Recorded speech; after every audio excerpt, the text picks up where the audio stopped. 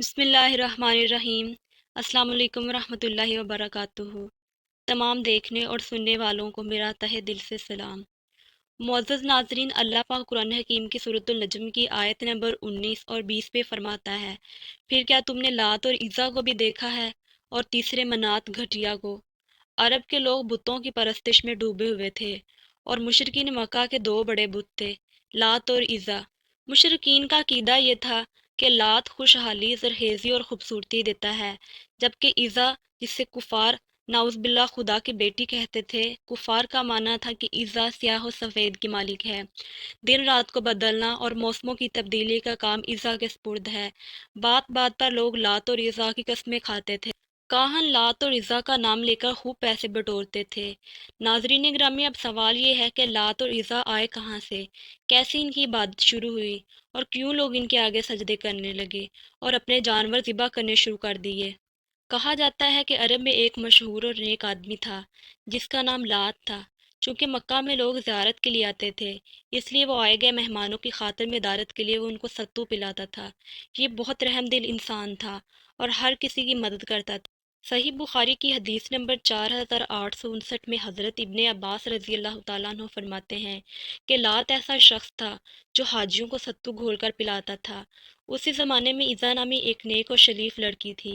عزا کے بارے میں یہ مشہور تھا کہ وہ اللہ کی بیٹی ہے، نعوذ باللہ، کیونکہ وہ طائف کے لوگوں کو ایک ویران مکان میں ملی تھی اور اس کے والدین نہ تھے۔ جب وہ جوان ہوئی تو جو کوئی بھی اس کو بری نظر سے دیکھتا تو وہ کسی نہ کسی بیماری میں مبتلا ہو جاتا۔ مکہ اور طائف کے سرداروں نے فیصلہ کیا کہ کیوں نہ لات اور عزا کی شادی کر دی جائے۔ چنانچہ ایسا ہی ہوا، لات اور عزا کی شادی کر دی گئی، جس کے بعد وہ اپنی شادی کی پہلی رات ہی کمرے میں گئے، لیکن اس کے بعد لوگوں کو کبھی نہ ملے۔ لات کے چاہنے والے یہ کہتے رہے کہ لات اور عزا ہمیشہ کے لیے امر ہو گئے ہیں، جبکہ عزا کے چاہنے والے یہ کہتے رہے کہ چونکہ عزا کو کبھی کسی مرد نے ہاتھ نہیں لگایا تھا، اس لیے اس کی اس پاکیزگی کو ہمیشہ کے لیے بچا لیا گیا۔ سردار عمر بن لئی نے ان دونوں کی یاد میں ان کے بڑے بڑے بت بنا دیے۔ اب جیسے جیسے زمانہ گزرتا گیا تو لوگ ان کے سامنے منتیں مانگنے لگے، اور ایک دن آیا کہ ان کے آگے اپنی قربانیاں پیش کرنے لگے اور ان کو سجدہ بھی شروع کر دیا۔ ابن اسحاق فرماتے ہیں کہ لات پر طائف میں آباد قبیلہ بنو ثقیف حق رکھتے تھے اور اسے ہونے والی آمدنی بھی انہی میں بڑھتی تھی۔ عمرو بن لیہ نے بنی کنانہ اور قریش سے کہہ دیا تھا کہ تمہارا رب سردی کے موسم میں طائف میں لات کے پاس اور موسم گرما میں عزا کے پاس رہتا ہے، اس لیے لوگ ان دونوں کی تعظیم کرتے تھے اور ہر ایک کے لیے ایک حجرہ بنا دیا تھا، اور جس طرح کعبہ کو قربانی کا جانور بھیجتے تھے، اسی طرح ان دونوں بتوں کو بھی قربانی کے جانور بھیجنے جانے لگے، جن کو وہاں بھین چڑھا دیا جاتا تھا۔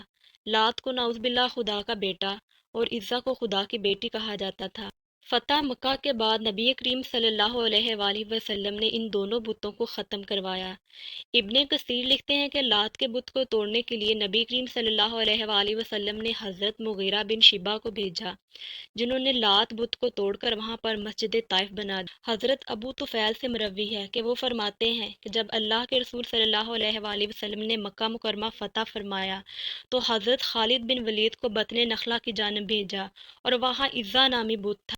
حضرت خالد بن ولید رضی اللہ تعالیٰ عنہ اس درخت کے پاس گئے اور کیکر کے درختوں یعنی جھاڑیوں کو کاٹ دیا، اور عزا کو، یہاں مراد وہ حجرہ ہے جسے تعظیماً عزا کے ارد گرد بنا رکھا تھا، ڈھا دیا۔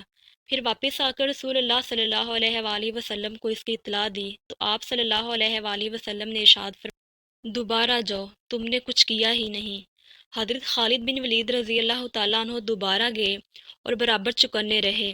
جب مجاوروں نے خالد بن ولید کو دیکھا تو پہاڑوں پر پھیل گئے اور کہنے لگے، عزا عزا، کہ یکا یک حضرت خالد بن ولید رضی اللہ تعالیٰ عنہ کے سامنے ایک کالی بجنگ برہنہ، بکھرے ہوئے سر اور منہ پر خاک اڑاتی ہوئی عورت برآمد ہوئی۔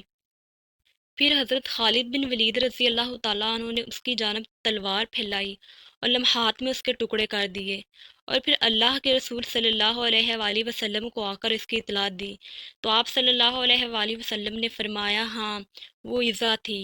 ناظرین گرامی، اس طرح مشرکین عرب کے سب سے خاص بت لات اور عزا کو اس دنیا کے لیے سے ہمیشہ ہمیشہ کے لیے ختم کر دیا گیا، اور مکہ کی پاک زمین کو بتوں سے ہمیشہ ہمیشہ کے لیے پاک کر دیا گیا۔